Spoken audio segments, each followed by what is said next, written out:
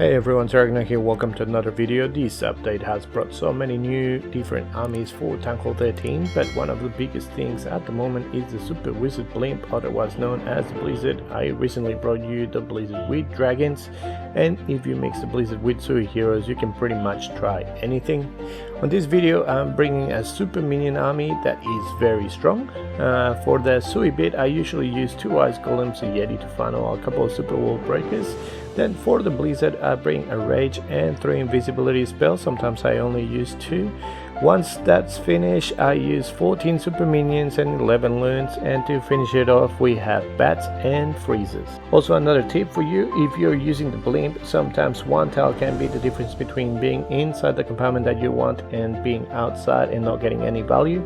So instead of looking at the blimp, just have a look at its shadow on the ground. Sometimes it can be ahead and sometimes it can be behind. I've seen people pop their blimp manually and realizing the blimp was a little bit back. If they had followed the shadow, they would have seen that the shadow wasn't just yet in the compartment that they wanted, and then if you manually pop it and it's outside that compartment, then you don't get the value that you wanted. So I will also show a couple of variations of the army, one that doesn't use the Blizzard and one that does use it and also has a Queen Charge. So let's go to the first attack.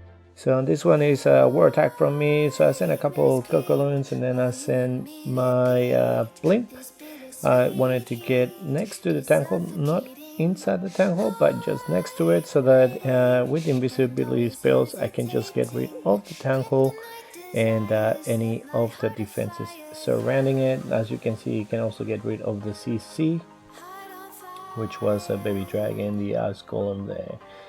Now I just put my king with a couple of Ice Golems. I think I double tapped that. I was meaning to only put one, but that's alright. A couple of them can keep going down.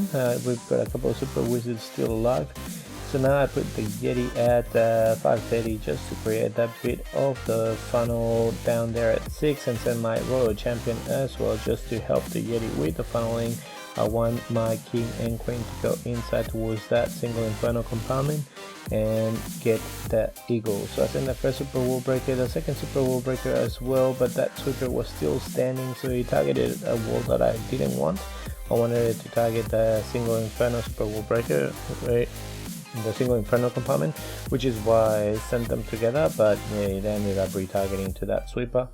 So now the single targets my king, king goes down, the queen gets rid of it. So now I just wanted to put a super minion on the gold mine just to start creating a bit of a funnel down there, but then I misclicked and I sent a super minion there, which in the end ended up picking up a few, the black mine and the red mine.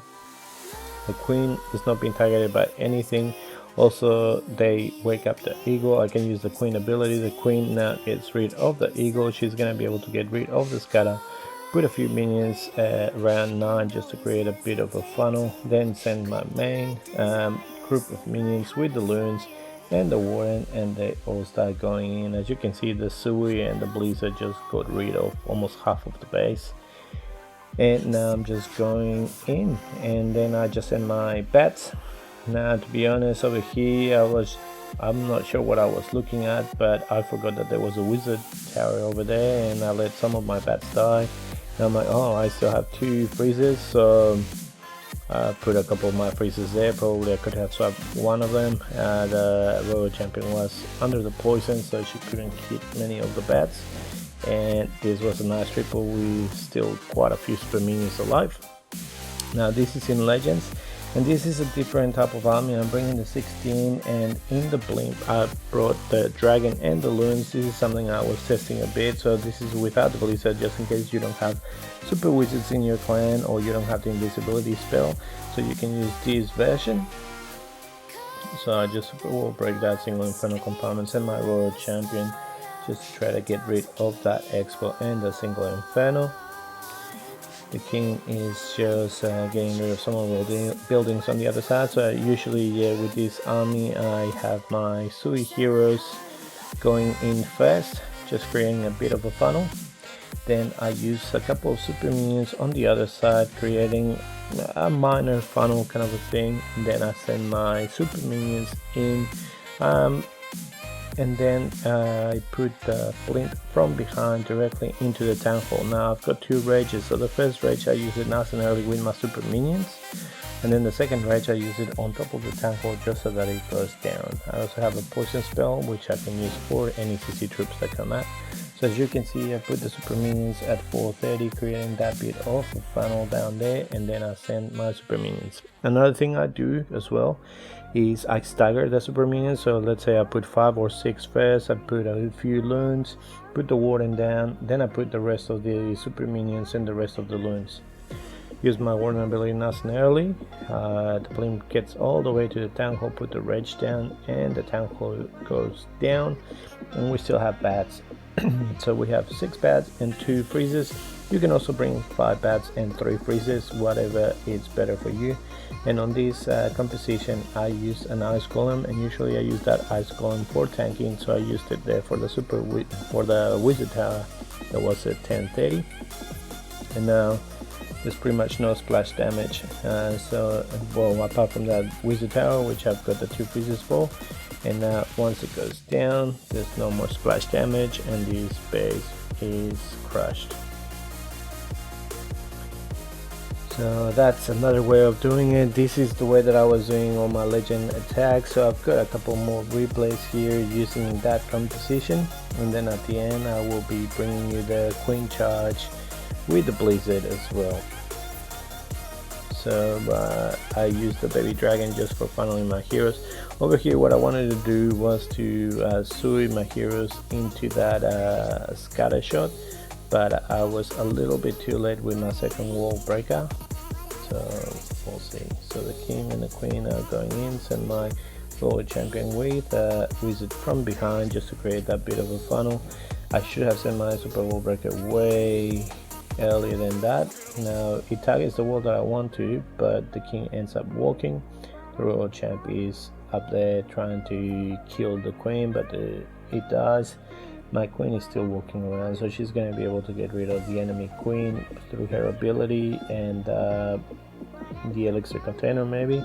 But now with the headhunters going towards her, stall her a little bit, and she's not going to be able to get the eagle, which would have been pretty OP. But that's alright. So now we start with a couple of super minions at 12, just getting rid of some of those buildings, and then we can put some of the super minions at 8:30 just to create the other side of the funnel, and then I just send all of the super minions in one line between 9 and 12. And I send a few loons. We still have 3 super minions which I put in the end. And basically the staggering of the super minions is so that the super minion has 3 long shots and then they have to approach. So if you put all of them in one go, then all the long shots will go to the same defense, and then that's it. But like if you stagger them, then the first group will hit the first defenses first, then you have the second group that can hit further down now that the frontline super minions are tanking. So it's a little bit better if you stagger them. Over here, and also the bats, I think they do complement this army really well. Over here I had only 1 freeze left. I freeze that wizard tower, the wizard tower goes down, and yeah, this was crushed as well. My ice golem almost never popped, now it pops, and the Teslas left, and then they can get rid of the royal champ, and this was another triple. And now this one is the last Legend League replay as well, putting the baby dragon to funnel, put my king, my queen, use the super wall breaker to go into that eagle compartment.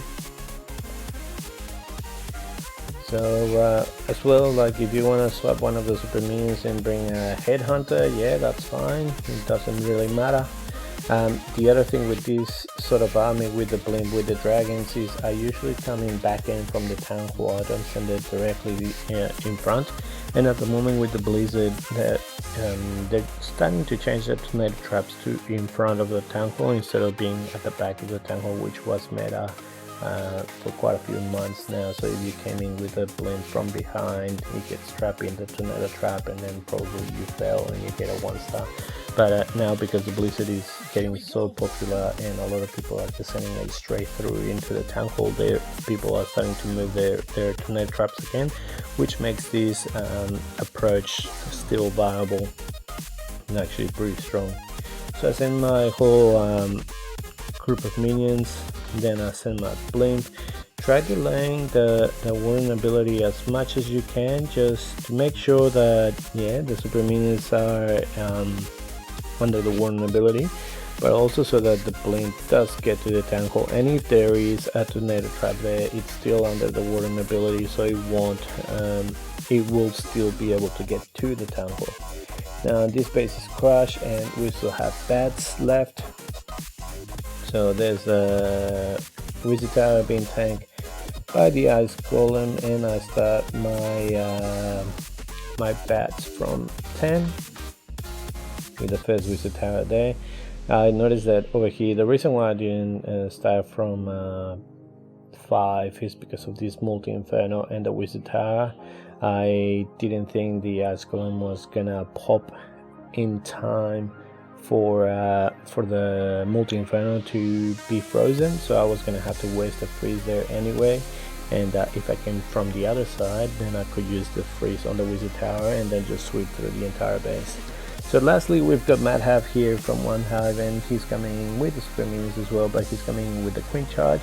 So he's using 5 healers. He also has 3 healers, and he's gonna use the blizzard. So he sends the blimp there. Again, as I said, if you looked at the shadow of the blimp, you could have seen where it was gonna drop, and it ends up getting the entire 12 o'clock area.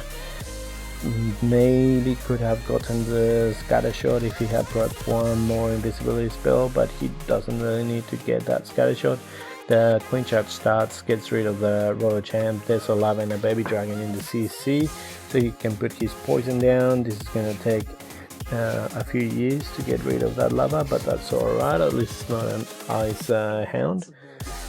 Those ones take a little bit longer, and we get rid of that, and she should be walking towards 12. Now I'm not sure why he sent that super wall breaker there. Probably he wanted her to go in and he was gonna send a second super wall breaker into the multi-inferno, but she ends up walking up since he didn't funnel the 11 o'clock area. So she keeps going there. The Cocoon grabs one of the black knights and she keeps going. He uses another super wall breaker there. I think he really wanted her to go inside there, but she still doesn't go in there. So he's gonna send a third super wall breaker now into this multi-inferno compartment, and she's finally be going in there. And there's also that little corridor where she can just walk down, so probably he didn't even need that super wall breaker. He sends his royal champion for that multi-inferno, and the king is finally on the other side.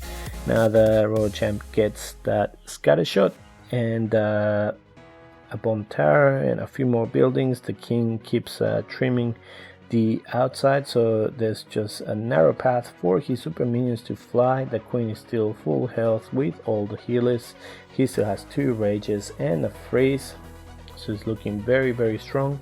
He still has the warden ability, which he's going to be using now, so he saves all of his super minions from the scatter shots.